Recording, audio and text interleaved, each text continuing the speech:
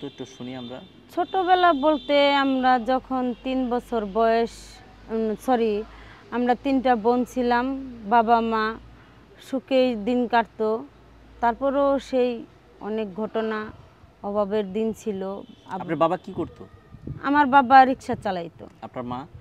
মা গৃহিণী ছিল। আপনাদের গ্রামের বাড়ি কোথায় ছিল? গ্রামের বাড়ি হচ্ছে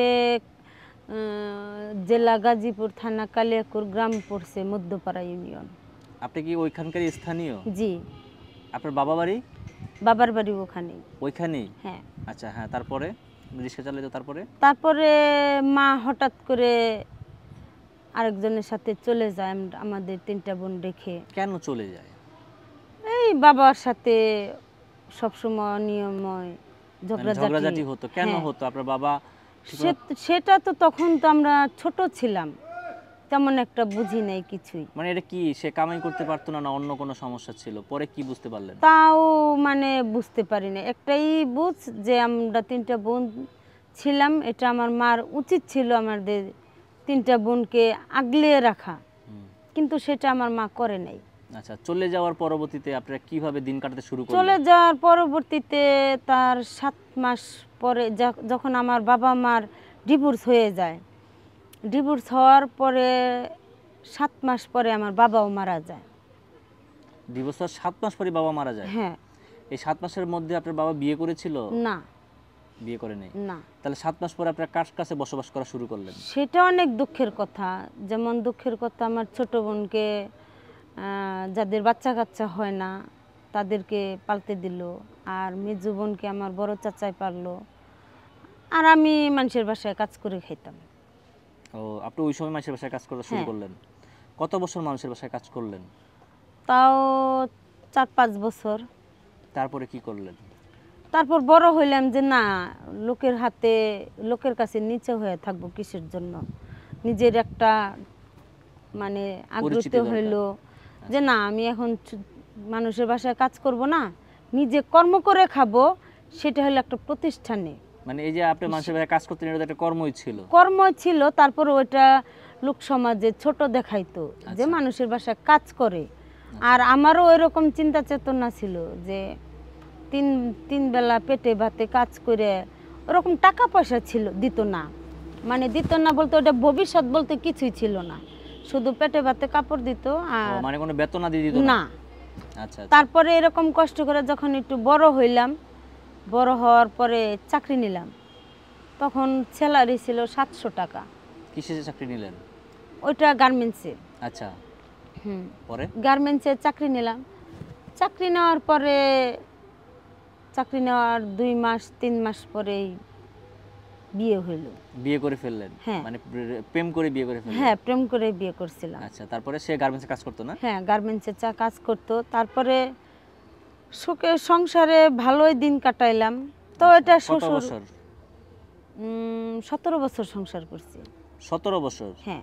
তারপরে সেই 17 বছরে কুটিনাটি সেই মারধর, চাকরি করতাম, মাস শেষে স্যালারি পাইতাম, টাকাটা আমি নিজে চোখে দেখতাম না। স্বামীর দিয়ে দিতেন? স্বামী নিয়ে নিত। দিয়ে দিতাম না, স্বামী নিয়ে নিত মারধর করে। স্বামী কোনো নেশা টেশা করতো? হ্যাঁ, নেশা করছিল। তাহলে আপনার মতো সুন্দরী বউ থাকতে নেশা করা শুরু করলো কেন? নাকি বিয়ের আগে থেকেই করতো? সেটা বিয়ের আগে তো তেমন আমার ওর সাথে পরিচয় ছিল মাত্র সর্বোচ্চ 15 দিনের পরিচয়। 15 দিনের পরিচয় বিয়ে করে ফেললেন? হ্যাঁ। মানে কি বুঝে যে যাকে ভালো চিনেন না জানেন তাকে বিয়ে করে ফেললেন? সেটা একটা জীবনের অ্যাক্সিডেন্ট। হয়েছিল? হ্যাঁ, বুঝতাম না। পরে বাচ্চা কাচ্চা বিয়ে হওয়ার পরে ভালোই কিছুদিন ভালো ছিল। শ্বশুর শাশুড়ি, তারপর ননদ ননাস ভালোই ছিল। যখন আমার বিয়ে হওয়ার একটু লং টাইম পরেই আমার বাচ্চা হয়। বিয়ের 5 বছর পরে আমার বাচ্চা হয়েছে। আচ্ছা। হ্যাঁ। তারপর একটা বাচ্চা হইল। হওয়ার পরে বাচ্চাটা হওয়ার পরে মানে ওদের আশা ছিল যে বাচ্চা কাচ্চা না নিয়ে শুধু কামাই রোজগার করে ওদের ফ্যামিলি চালানো। এরকম কথা? এটা কথা মানে এমনই ছিল। আচ্ছা। ননাসে ধরে ঝগড়াচাটি করছে, শাশুড়ি ধরে টর্চার করছে, পরে স্বামী টর্চার করছে। সবাই মানে ফ্যামিলির অমতে বিয়ে হয়েছে তো এটাই হলো মূলত। আর ভাবছে যে বাবা মা নাই, কোনো সম্মান নাই, শ্বশুর মানে একটা ছেলের বাড়ি থেকে যে শ্বশুর বাড়ি আত্মীয় স্বজন বলতে একটা আত্মীয়তা সেরকম একটা ছিল না। আচ্ছা। এর জন্য ভাবছিল যে এর সাথে আত্মীয়তা করা ভালো না। পরবর্তী 27 বছর সংসার করছেন না? না 27 না 17 বছর। 17 বছর। তারপরে ছাড়াছাড়ি হলো কেন? ছাড়াছাড়ি হইছে, ও বিয়ে করছে আমাকে রেখে আরেকটা। 17 বছর পরে? হ্যাঁ।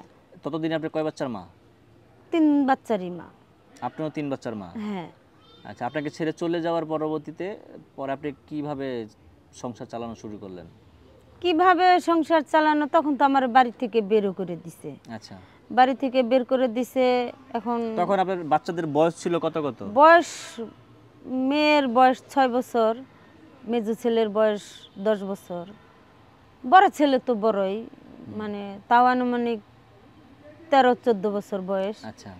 তো ছেলেরা ওর বাবার বাড়ি রয়ে গেল, আমি আর নিয়ে আসি নাই ছেলেদের। যে আমার বাপের বাড়ির জমি জমা যাই ছিল সেগুলো বিক্রি করে আমার হাজবেন্ডে খাওয়াইছে। আচ্ছা। একদম ভিটামাটি ছিল। কোথায় যায় উঠলেন? কোথায় যে উঠছি সেটা অনেক কষ্টের কথা। এমনও দিন গেছে আমার রাস্তায়ও দিন কাটাইতে হয়েছে। ছেলে সন্তান নিয়ে? হ্যাঁ। আচ্ছা। আর নিয়ে বলতে ছেলের সন্তান আমি নিয়ে আসি নাই। তাহলে কার কাছে ছিল? ওর আব্বুর কাছেই ছিল, আমি নিয়ে আসি নাই। আপনাকে শুধু বের করে দিয়েছে? হ্যাঁ।